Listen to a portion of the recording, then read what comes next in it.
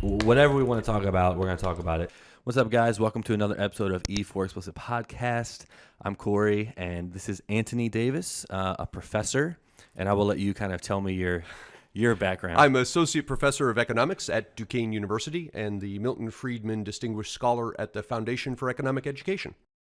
I know we talked about it in the beginning, but I want to kind of get back to like immigration and kind of your opinion on like obviously we talked about the positives of immigration, but like are there any like major negatives to immigration as far as like whether it's Europeans or, you know, south of the border or Canadians, Right. whatever, like what are like the negative aspects of, you know, accepting immigration as like a thing?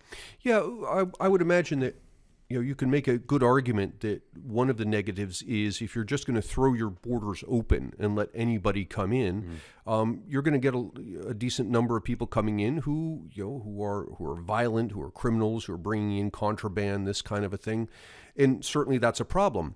Now, to go to the other extreme and say, okay, we're going to basically shut the border, we're going to build a wall, and yes, we have legal ways that you can immigrate, but the hoops are gargantuan for legal immigration, such that, when it comes to someone who is of lesser means, it might as well be shutting the door that we're not allowing anybody in. Yeah.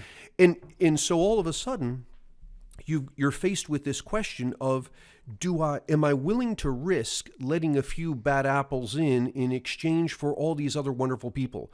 Or do I want to shut everybody out in exchange for just keeping those? Or alternatively, is there a way that we can filter people so we make it much, much easier to come into the country? But we have the means in place to identify people who we don't want in, who are criminals or what have you. Now, one of the things that people point to is the drug war. We have drugs coming across the border. But part of that is we talked earlier about the government coming to the rescue to solve problems that the government created. Yeah. And this is one of them.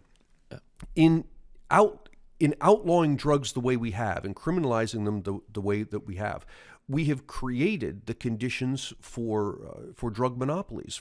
We call them cartels, the drug cartels. Yeah. It's incredibly profitable to sell drugs, if I'm a Mexican drug cartel, to sell drugs to Americans. Yep. And so I have a tremendous profit incentive to figure out how to do that, regardless of whatever immigration rules you put in place.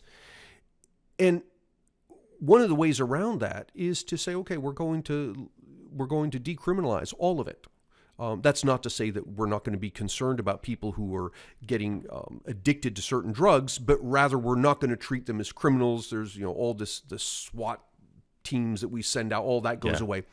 What happens all of a sudden is the cartel, the monopoly status that these people have had disappears. It disappears because anybody can now, I can go into business growing drugs and selling them. Yeah. And consequently, when the monopoly disappears, you'll have the same thing that you saw in this country with alcohol. With the Prohibition. Whatever amendment it was that made alcohol illegal, all of a sudden we had alcohol cartels pop up. Mm-hmm. Why? Because in effect, in making it illegal, you have created a monopoly. And it's very profitable to provide the thing. Yep. And once we repealed whatever amendment it was, now alcohol is legal, all that disappears. Yeah. No, I totally agree with you. And I think, so I actually, the fentanyl, that drug? Yes. So we've had a huge spike in that. And I was watching Joe Rogan, of course, and he had a ex-federale like cop who like was like in it on there. And he was talking about the reason why we've had such a high percentage rates of fentanyl was because majority of the U.S. made marijuana legal. So that cut into the cartel's profits. Yeah. So they had to say, okay, well, what else can we do to make more money? So they went that way. So I think you're right, because if we made everything like Holland or whatever, like has everything pretty much decriminalized, you would have to almost do everything because they'll find a way or something to sell and boost that up to make a profit. Right. So like, how would they, would you have to just make everything basically decriminalized and legal? Yeah, you decriminalize all of it. Now, going back to my idea of right government, you would have laws in place that say, look, if you're selling this drug and it's tainted and kills people, yeah, that's a problem. That's a problem. You've imposed a harm on somebody. Sure. But apart from that, you let people do what they want. Now, that's not to say that we shouldn't be concerned about drug addiction. Certainly we should. But it is to acknowledge the fact that I don't believe drug addiction would be any worse. In fact, it might even be better if the whole thing were legalized versus illegal. I agree. I think you're totally right, because it's like almost with the alcohol thing. I know before 21, I was like, oh, I can't wait to be 21. I'll be able to drink legally and blah, blah, blah. Because I never drink when I'm under 21, right? Right. Yeah. Hey, Mom. Yeah. Yeah. How about those laws? Yeah, no, I gave it up in a previous podcast, so I'm out. But then when I turned 21, I was like, okay, like I didn't even care. Yeah, I went to a bar and got like a shot or whatever. But it didn't matter to me. So I think if it's like legal, you're not gonna have that like, oh, I need to have this like that feeling or whatever of like just doing it to do it versus like, because I'm sick or whatever other reasons. Like, you know what I mean? Yeah. Is that confusing? I guess somewhere along the line, there's this idea that if we make something legal, everybody's going to do it. That's not, which is weird. Yeah, I don't think that's true at all.